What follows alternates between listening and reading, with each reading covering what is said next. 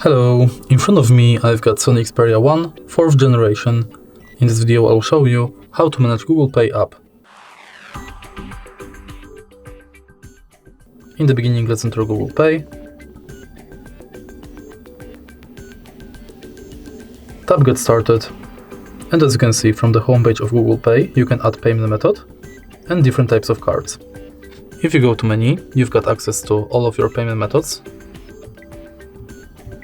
full list of participating banks, tutorial about how to pay,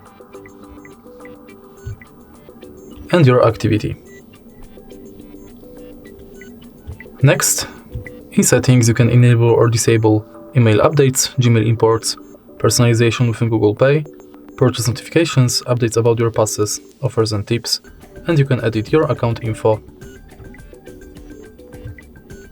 In contactless setup, you can set payment method, set screen lock, check if NFC is on, if Google Pay is set as your default, if you've got a lock screen set, and if your phone meets security requirements.